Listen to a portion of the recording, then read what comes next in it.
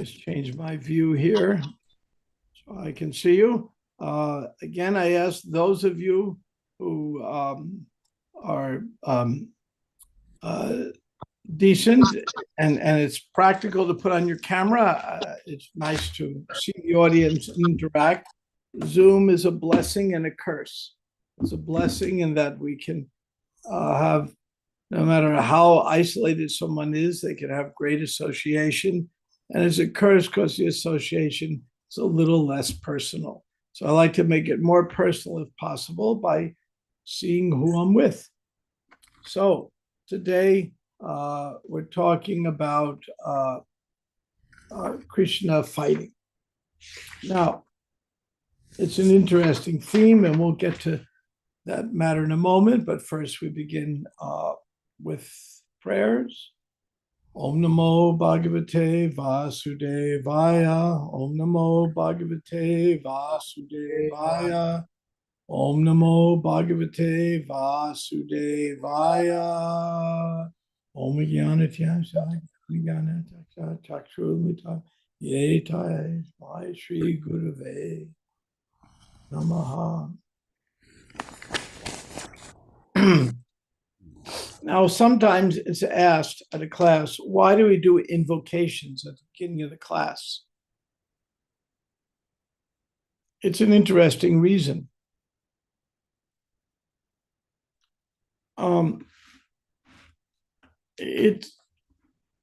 Here we are, humble creatures with all our anarthas, unwanted things and difficulties and struggles with the mind. And here we are speaking on the highest topic. How could someone, I think like me, speak on this highest topic? So the only way around that conundrum is to say, my dear Lord Krishna, please give me a brain, give me something to say, and recognizing that it comes from Krishna. And we'll see how that plays out in this chapter. One, I won't mention a name, but one senior devotee, former, very, very senior devotee, who left in a fall down and now struggling to try to come back. And he's struggling very hard to try to come back to his devotional position. I admire that. I appreciate it. And then he made the one mistake. And I read it in Facebook, and it's very educational. It's the Kamsa mistake, I call it. He said, and the problem with the GBC is a bunch of old men who are attached to their position, their money, and their prestige.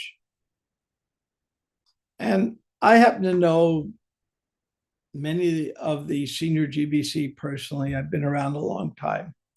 Not that all of them are perfect, but they passed the test of time. For 50 years, they stuck it out and did the service while he left for 30, 40 years. And that was such a mistake he made. Everything was good. I've messed up. If anyone wants to ask me how I messed up, I'll be frank, I'll be honest, I'll do all these things. And I've seen other devotees, our lovely Rameshwar Prabhu, come back with such humility and such brilliance. Prabhupada said he had such a good brain. You realize, okay, I made some mistakes. Now I'm back again. And I've seen him do that.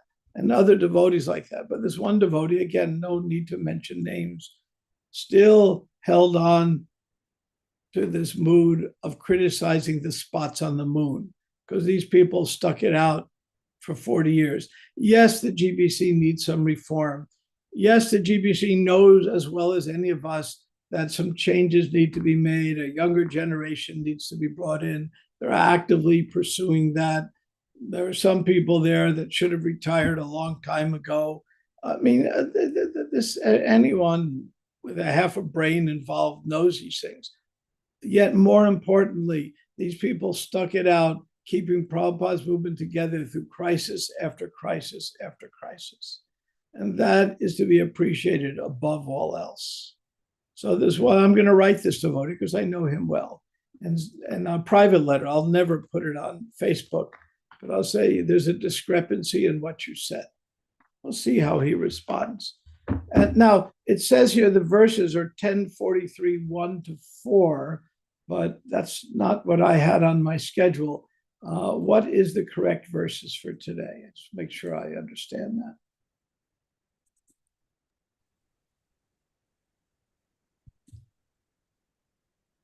It's 10:43, 1 through 4. Oh, Chapter 43, verses 1 to 3, 4. 10:43. I had 36 to 40. Okay, it doesn't make a difference. I prepared with the whole chapter. So we'll just do some different verses. As we like to say, it's all one. Okay, that was a joke. Okay, pull up the needful.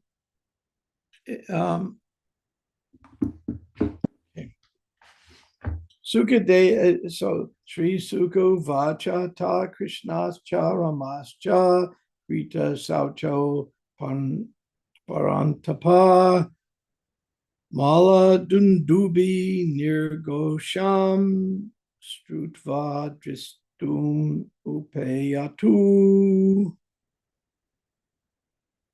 Dundubi. Does anybody know what kind of word that is? There's a word for that.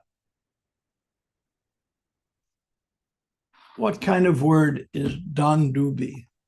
It says kettle drum. Yeah, no, but it's a kind of word. Anumanapaya. Anumanapaya. That means the word sounds like the sound it makes.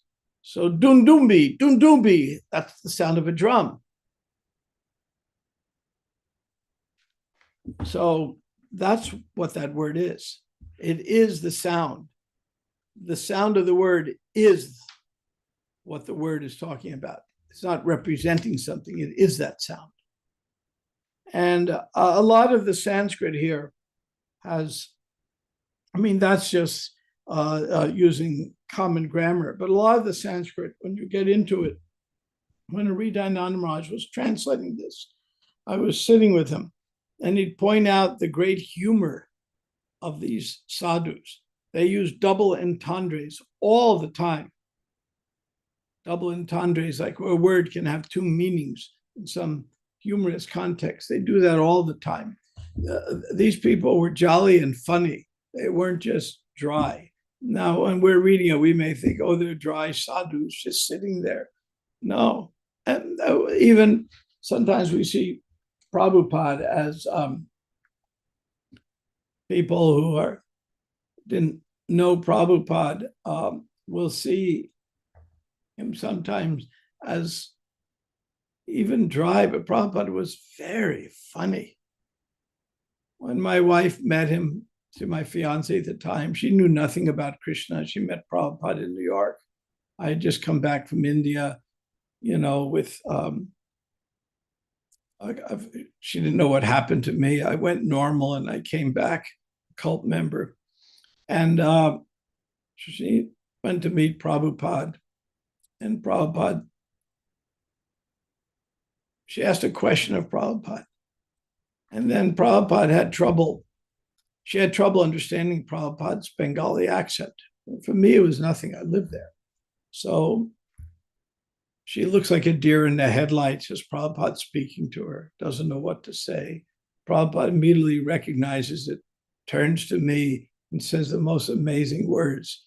Even though he's speaking in English, he says to me, translate, which is quite funny when you think about it. Normally we would say repeat, but he goes translate. Very, very funny. So Prabhupada had that subtle humor. It's here. And Dundubi is an onomatopoeia. Okay, so now we'll go on. Sukadev Goswami said, O chastier of enemies, Krishna and Balaram, have executed all necessary purification, then heard the kettle drums resounding in the wrestling arena. They went to see what was happening. Sridhar Swami explains the words Krautu Saucho, having executed all necessary purification. 2 days previously, Krishna and Balaram had executed their purification. Their relief from offense by performing heroic deeds, the Lord reasons. Even after we have made our power known by breaking the bow and performing other feats, our parents still have not secured freedom. Vasudeva Devaki is still in jail. Kamsa is again trying to kill them. Therefore, although he is our maternal uncle, it will be not wrong for us to kill him. They assured their offenselessness by this reasoning. Now, pause here a moment, how important this is.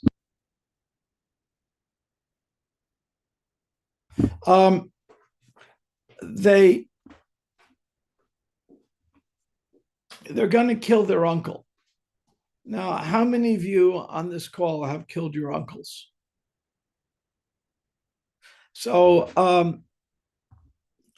killing an uncle is a big deal. You know, it's your father or mother's brother. You just don't kill uncles. They're family, they're relatives, they're intimate family members. And Krishna, in a prior chapter, killed a bull. What was the name of the bull? Aristasura.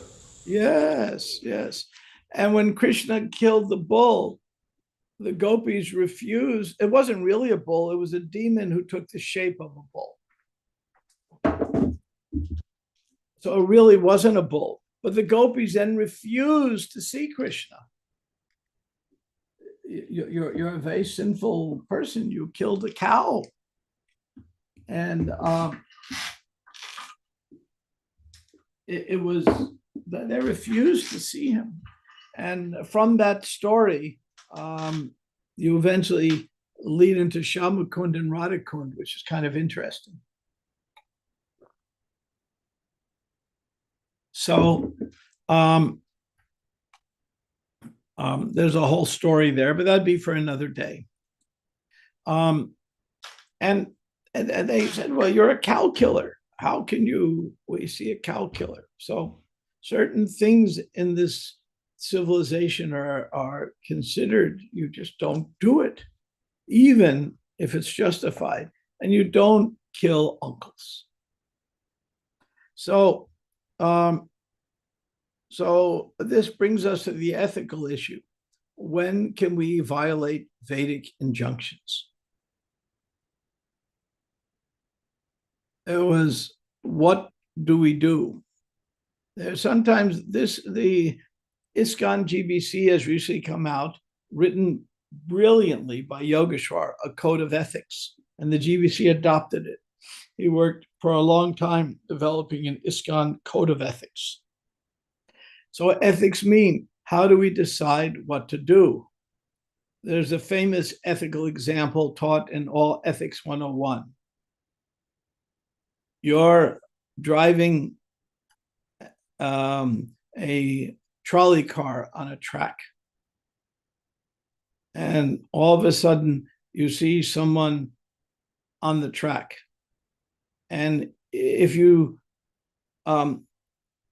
deviate the trolley car off the track, that person's life will be saved, but 20 people inside your trolley car could die because you're going to fall off the track. What is the ethical thing do you do? Do you kill that person innocently walking on the track, or do you let the 20 people die? And this is called consequential ethics. So consequential ethics comes out in the Mahabharata quite a bit. There's deontological ethics and consequential ethics. Now, deontological ethics is very interesting. Deontological ethics is where I don't care what the consequences are, I'm going to do what's right. Give an example from Mahabharata of a famous story where somebody said that. I don't care if the whole world goes to hell. I'm going to do what I promised. Who said that? Krishna. Say again? Lord Krishna. Nope. He broke his promise. He did break his promise, but he never said, he never made the statement, I don't care if I go to hell, I'm going to do this. He might have broken his promise, but somebody specifically made the statement, I don't care if I go to hell. I will never break my promise, even if the whole world goes to hell.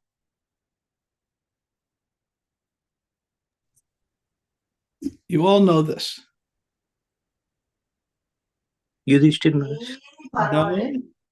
Any other guesses? Srila Prabhupada? No, in the Mahabharata. You're all making good guesses, but nobody wins a cigar yet. Bhima? Ah, yes. And it was, yes. We have, I think that was Bhishma made it. He would not, Bhima, he would not father any children. He refused to father children, even though if he had taken a vow of brahmachari, and if he had agreed to father children, then there would not be the battle of Kurukshetra because there would be a legitimate successor. And he said that I don't care if the whole world goes to hell, I am not going to father children. And that is called deontological ethics. And that's a big topic in ethics. It's a huge topic in ethics that what do we do? How do we keep our word? And you gave some good examples. There's Krishna, there's Yudhishthir, there's others, and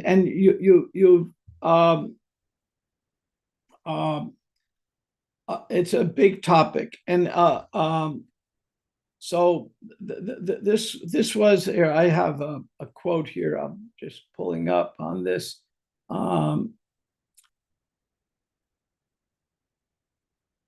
Okay, that may not pull up immediately. So there are many examples we can find, and I have a very good paper written on this that by Haridayananda Maharaj that I can gladly send anybody who wants to delve more into the nature of Vaishnava morality. But that's the first thing we're dealing with a verse. Do we or don't we kill our uncles? And then, so that's called, and deontological ethics means whatever, my word is more important than the results. The results may be kind of hellish, the results may be terrible, but I said I would do it, and that is the moral position. Then the opposite of that is called, anybody know what the opposite of deontological ethics is called? I said it earlier. Consequential ethics. And we find, so Bhishma originally did deontological ethics. And he said very dramatically, I don't care if the whole world goes to hell. I will never break my vow of brahmachari, because he had to make that vow. There's a whole story why he did that. Putting that aside, then when he was on his bed of arrows at the very end of the Mahabharata, he reversed himself. And at that point, he became very concerned with consequential ethics. And he took a different position. I'm very concerned about the consequences of what we do. And that should be the ethical guiding principle. So he actually reversed himself. So this issue of Vaishnava ethics, here it is. Bhishma's laying on the bed of arrows. And Yudhishthira asked him about morality. significantly, the truth of morality was not obvious, even to Yudhishthira, the king of morality. So he asks, how should a person who wants to stand on moral principles behave? I seek to know this, wise one. Here it is. Bhishma's on his bed of arrows. He's about to die. And Yudhishthira, who is Dharma personified, is saying, what is our duty? Same issue Krishna is facing. Do I or don't I kill my uncle? How do we make decisions? So Bhishma, Yudhishthira says, truth and falsity exists. Which should a person dedicate to morality practice? What is truth? What is falsity? Bhishma said, speaking truth is righteous. Nothing is higher than truth. I shall speak to you that which is very hard to understand on earth. Truth is not to be spoken and falsity to be spoken in a case where falsity becomes truth and truth becomes falsity. Now that's a little hard to understand, but we'll explain that. An immature person is bewildered by these things.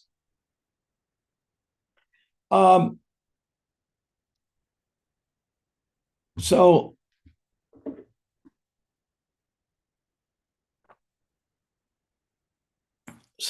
he's saying it's very, very difficult to calculate this. In fact, scriptures do not give rules in every case. When people seek unjustly to rob one's property, it should not be divulged to them. This is actual dharma. If a person can get free by not uttering a sound, then no sound should be uttered. So he's going on just giving moral examples. So here he is saying, he's concluding this way: to understand what is moral behavior, we cannot in every case simply cite the moral rules of scripture. This is Bhishma himself. Sometimes we find that devotees and Christians like throwing out lines of scripture. Krishna says that, Krishna says that, Jesus says this, Moses says that, Mohammed said this, without any context, without any depth, without any understanding. So here, Bhishma is saying, don't do that. One must also reason about morality. And in so reasoning, one must keep in mind that the whole purpose of moral principles is to benefit people. At times, good people externally can perform bad actions. In other words, a good person may even lie. One must look beyond appearance to see what actually produces good consequences. So here, Bhishma begins with ontological ethics. The whole world just go to hell. I don't care. I'll never have a child. Go fight. Millions of people die. I don't care. At the end, he's saying, we have to see what are the good that will come from what I do. And this points out that ethics is very different. Another famous example of this is the story of Asvatthama. Now, Asvatthama had killed the sleeping children of the Pandavas. Imagine killing sleeping children. Like the world was outraged when Hamas raided Israel and killed children. Now, the world might be outraged that civilians may die on the other side. We won't get into that controversy. But the first thing that got people very upset is children were killed. How do you kill children? They're innocent. And here, sleeping children were killed. Such a horror. And Asvatthama was caught. And then when he was caught, there was a big moral dilemma. On one side, the argument was from Bhima, off with his head, kill this nonsense. Now, who argued on the other side?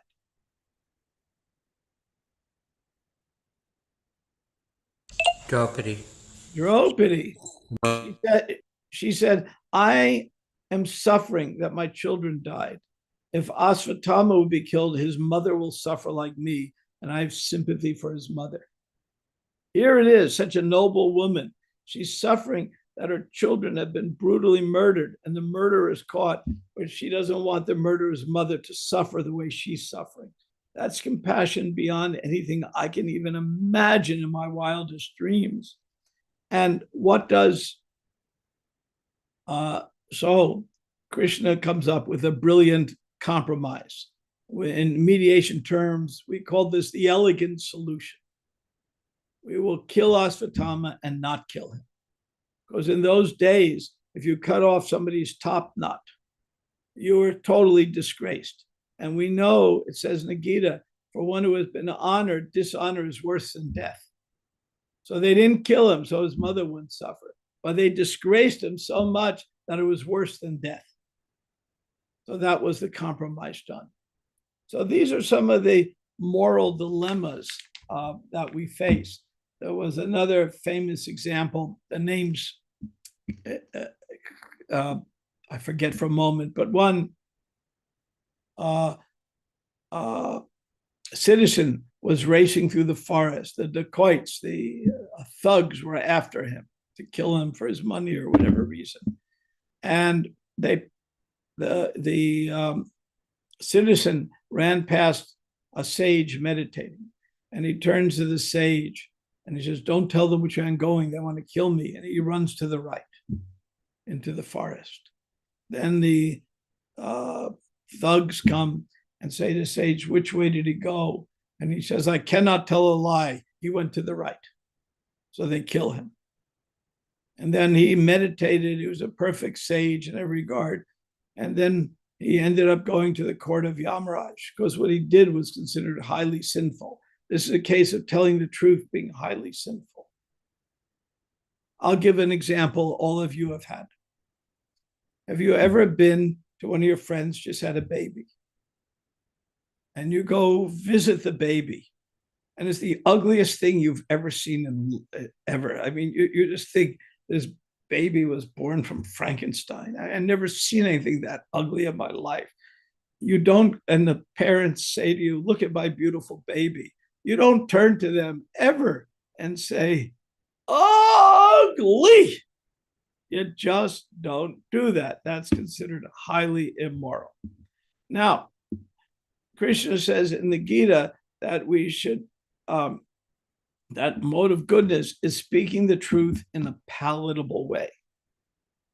So what I'm saying is generally we're trying to speak the truth, but there can be exceptions, and it's not easy deciding these matters.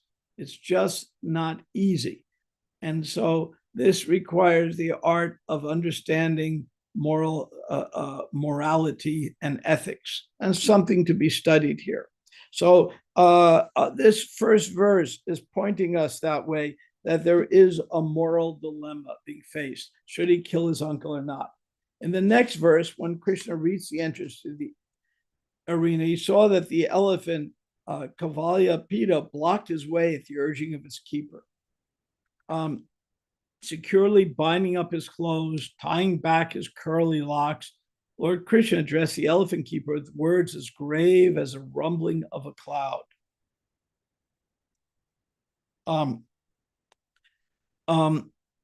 "Oh, driver, move aside at once and let us pass. If you don't, this very day, I'll send both of you and your elephant to the abode of Yamaraj." Now, again, Krishna is behaving ethically. He's giving them a warning, saying, before I'm going to beat you to a pulp, I'm giving you a warning. Get out of the way. He just doesn't go up and kill them. He gives them a chance. Again, we're seeing subtly in these verses ethical behavior. So the study of ethics is a very, very important topic. I am going to pause here and see if there are any questions on these first four verses or any comments, especially on the points of ethical behavior. Any questions on this? Do any of you have an ethical dilemma in your life? Yes, Adi. Hare Krishna. It's a brilliant topic. Thank you very much for bringing it up. And we do struggle to know what is right. And there are general rules. No lying, no stealing, no killing. But then, beyond all the ethics we see in the Bhagavad Gita, Arjuna broke all the rules. He fought against his teacher, he killed his relatives, He struck someone who was off their chariot. So the ultimate ethic is, Lord, what do you want? Beyond all the general rules, there's the ultimate rule that what would be appropriate, since Krishna is the standard of, and pleasing Krishna is our standard, if we approach the Lord and say, Lord, this is what the general ethical consideration is, what do you want? And that's perfect. It may be lying, it may be stealing, it may be killing. And we shouldn't just whimsically break those normal rules, but in the context of devotional service to Krishna, it's above and beyond mundane morality. And that makes it very simple. But if we leave Krishna out of it and we try to wrangle, what about this, what about that, it's a morass, it's a swamp. You can't figure it out because it is complicated. But when we say, Lord, what do you want me to do? Do you want me to kill my uncle? Cool, do it. You don't want me to? You want my uncle to kill me? Cool. Right? Jesus said, let them kill me. Lord told Jesus, let them kill you. He could have summoned legions of armies of angels to fight and defend him, but he didn't. But he asked David, kill Goliath. And so he did. So it's not killing or not killing. It's not lying or not lying. It's not stealing or not stealing. We're willing to do whatever the Lord wants, and that is perfect and simple. As Least usual, I've heard from very Prabhupada. well said, Adi. I'm always glad when you're in my class because you have a good way with words. Very good way. Jamuna Jaya Prabhu, you have a question. Hare Krishna. Thank you so much for class. Really wonderful points. I just was I had two comments, reflections. One is, when making these really hard ethical decisions, yeah, Adi said it so well, right? And that's why we have Shastra, and that's why we have Guru, and that's why we have people to look up to, because we can't, as one friend of mine always says, you can't believe everything you think. And so that's why we have to go beyond our own and look for what Prabhupada say, look at what the gurus say, so that we can use our buddhi mind well. So I was just really reflecting on that. And I was thinking on the beautiful symmetry, here is Krishna having this dilemma, and then down the road, he'll be in that chariot with Arjuna. And of course, Krishna knows all, but on a really personal level, goes, hey, I was there too. I had to choose whether to, kill a relative or not. I'm with you, my friend. And so I was just making that little connection in my mind. That kind of made me smile. So thank you so much, Hare Krishna. Very good. Thank you. Bhima.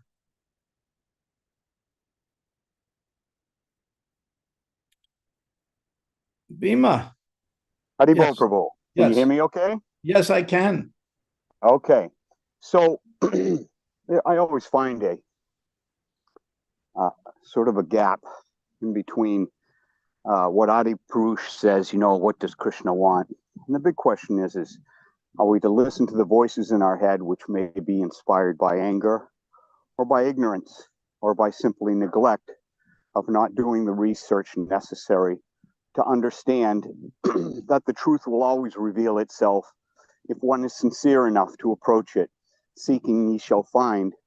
So this understanding what we should do or how we should think or what information we should pass along to those who may be able to do something as one person or as a community or as a nation. I took a little bit of pause. I took pause at your statement that Hamas went and killed children. That was retracted by the news media, the mainstream news media. That was retracted. Right now, there's a genocide going on, of no doubt, in Palestine. Hospitals have been flattened with hundreds of pregnant women. So not only do the women die, but the children within their wombs die, let alone all the children. They are flattening Palestine. And it is simply our ignorance not to know. We are not seeking the truth. We are simply listening to the truth. We are simply listening to the so-called information from the mainstream media, which is not to be trusted. This understanding of what Krishna wants of us is made apparent through Prabhupada's purports and through Shastra and through the wisdom of the wonderful sadhus in the form of devotees who are truly sincere in their endeavor to know and to do Krishna's will. But we must not be lazy. We must not simply in a practical way, we can speak about Krishna or Ashvatthama or Yudhisthira 5,000 years ago, or we could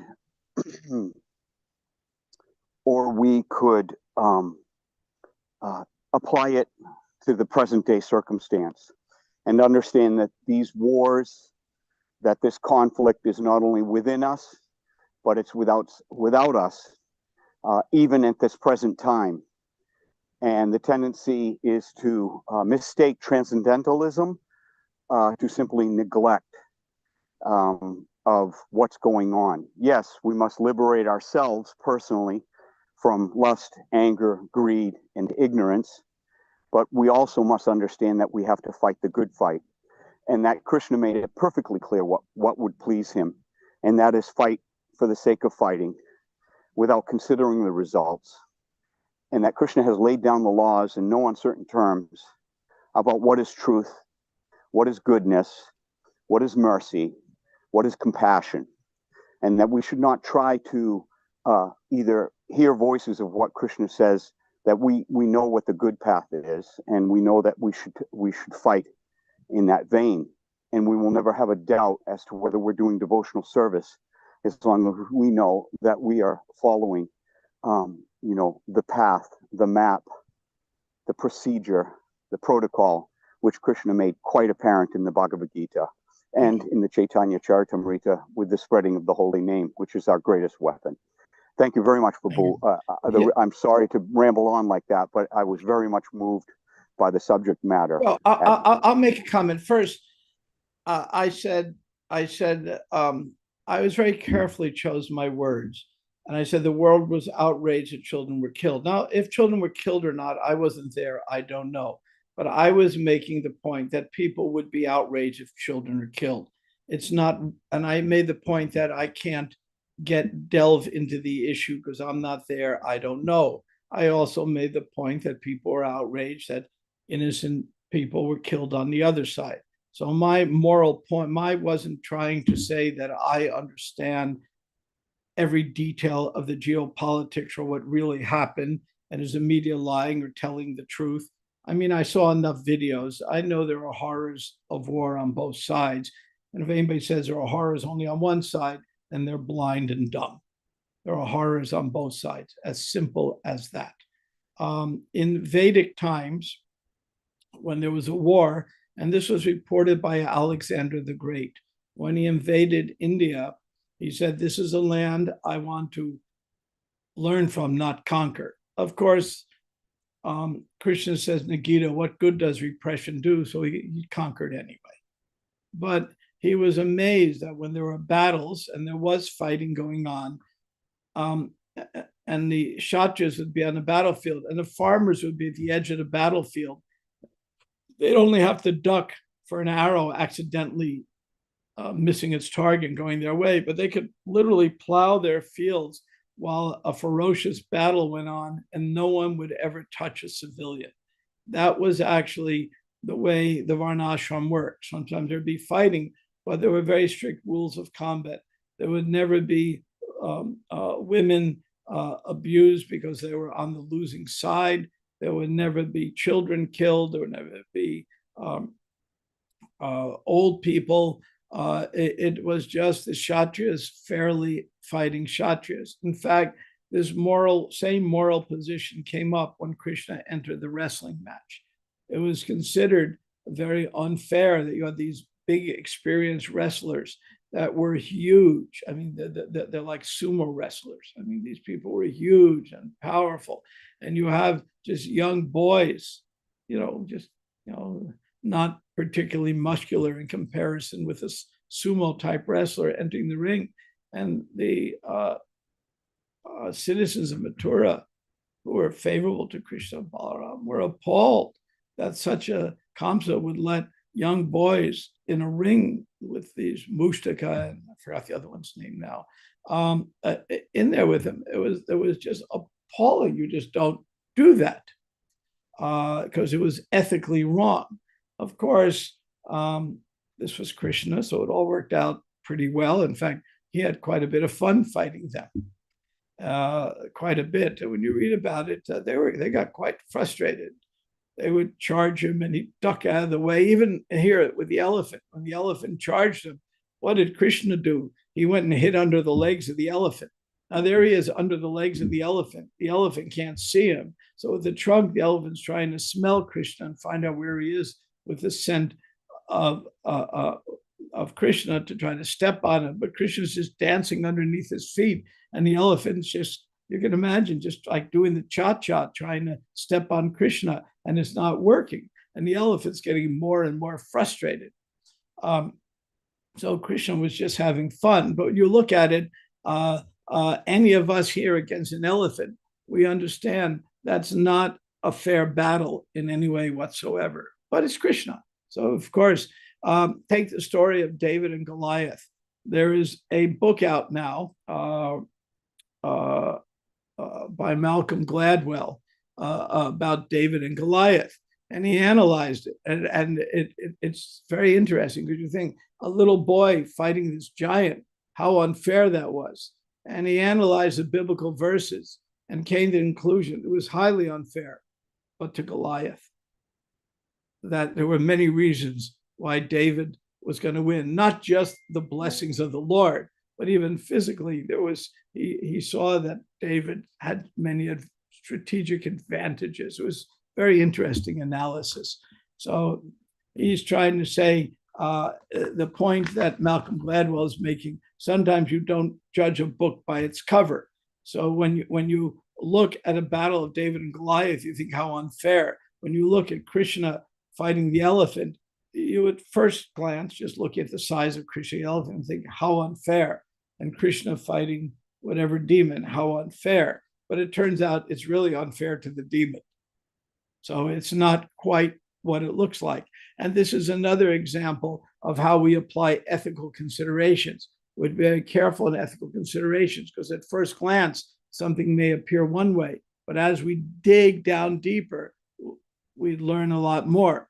Therefore, Prabhupada said, I really want to present Krishna to the intelligent class. I want people who can dig down deeper and understand nuances and understand subtleties. Why do we have Bhagavatam class every day? Why do we have all the other classes we have? So that we develop a finer brain tissue.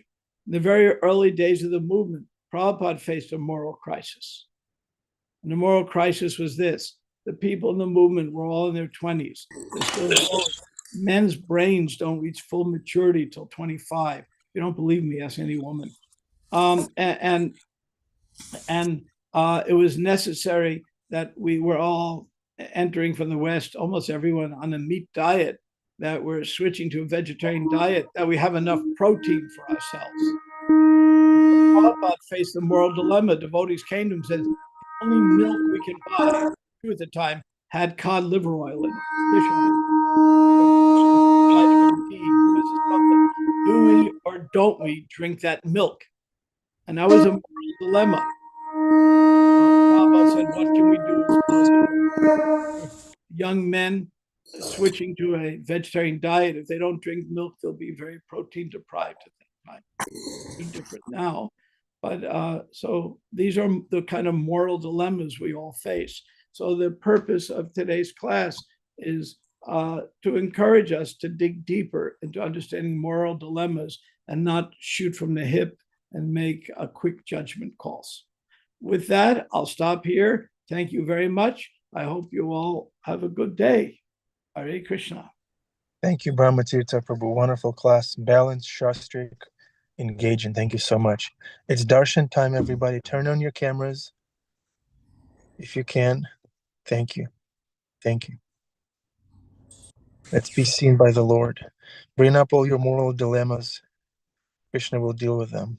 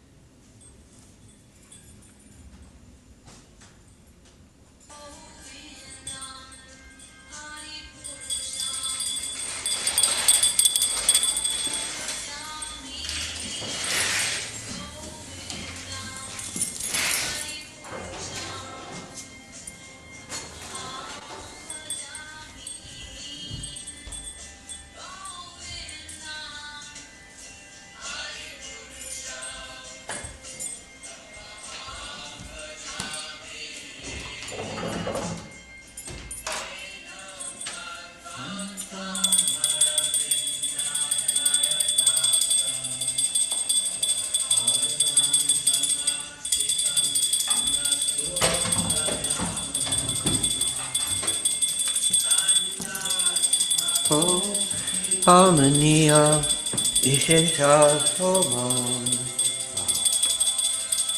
Govindam, Haripurusham, Tamaham, Sami, Govindam, Haripurusham, Tamaham, Sami, Govindam, Haripurusham, Tamaham, Sami,